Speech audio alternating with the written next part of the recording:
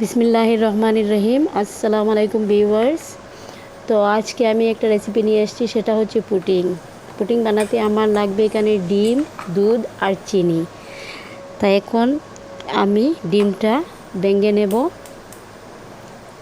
আমার পুডিংয়ে 3টা ডিম লাগবে, তাই আমি ডিমটা এখন ভেঙে নিচ্ছি। যেরকম ডিম, যে কাপ দিয়ে মেপে আপনি ডিম দিবেন, সেই কাপ দিয়ে মেপে আপনি দুধ দিতে হবে। সেম হতে হবে দুধ আর ডিম, তখন গিয়ে পুডিংটা ভালো হবে। তাই আমি ডিমটা ফেটিয়ে নিচ্ছি। এখন ভালোভাবে ফেটিয়ে নেব। তারপরে আমি চিনিটা দিয়ে দেব। চিনিটা ভালোভাবে ডিমের সাথে মিশিয়ে নিতে হবে। তাই আমি মিশিয়ে নেব এখন ভালোভাবে চিনি ডিমের সাথে। আর দুধটা এখন আমি রেখেছি ঠান্ডা হওয়ার জন্য। দুধটা একবার উতলিয়ে নেবেন, তারপরে ঠান্ডা হওয়ার জন্য রেখে দেবেন। ঠান্ডা হওয়ার পরে ডিমের মধ্যে দুধটা ছেড়বেন, নয়তো দুধ ফেটে যাবে। তাই আমি দুধটা এখন ছেড়ে দেব ডিমের মধ্যে। তাই ছেড়ে দিলাম আমি দুধ এখানে ডিমের মধ্যে।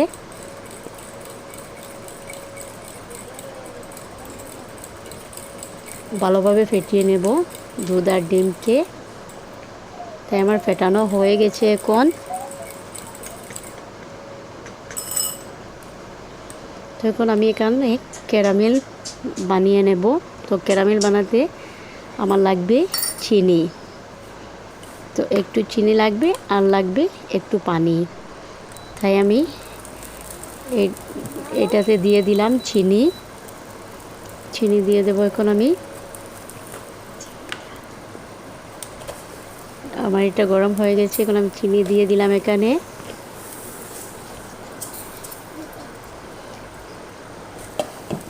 দিয়ে আমি একটু সময় রাখবো, চিনিটা গরম হতে দেব। চিনিটা একটু গলে যাওয়ার পরে আমি একটু জল দিয়ে দেব। তাই আমি একটু নাড়াচাড়া করব, করে চিনিটা গলাবো। গলিয়ে একটু একটু গলার পরে আমি আস্তে আস্তে ভালোভাবে গরম হয়ে গেলে আমি একটু জল দিয়ে দেব।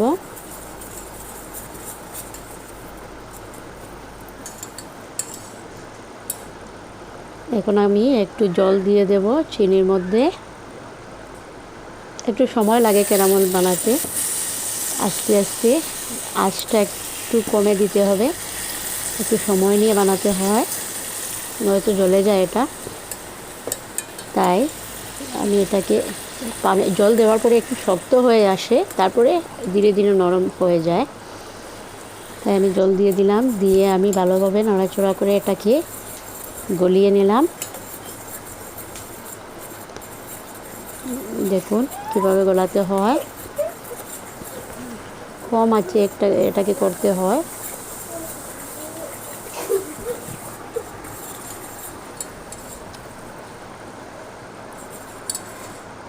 তাই এখন আস্তে আস্তে করে আমার ক্যারামেলটা হয়ে যাচ্ছে। তো এখন আমি অফ করে নিলাম, আর ক্যারামেলটা আমি একটা কাচের বাটিতে ঢেলে দিলাম। দিয়ে এটাকে আমি 1-2 মিনিটের জন্য রেখে দিব। এটা শুকিয়ে আসবে যখন, তখন আমি এতে দুধ আর ডিম মিলানো আছে এটা দিয়ে দেব।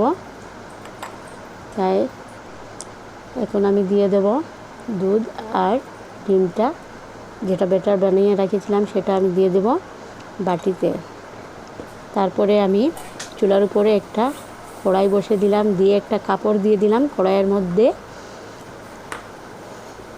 দিয়ে কাপড়টা পাল্টে নিলাম, নিয়ে কাপড়টা কড়াইয়ে পানিটা গরম হয়ে গেছে। তারপরে আমি বাটিটা রেখে দিলাম। রেখে আমি বাটিটার উপর একটা ঢাকনা দিয়ে দিলাম।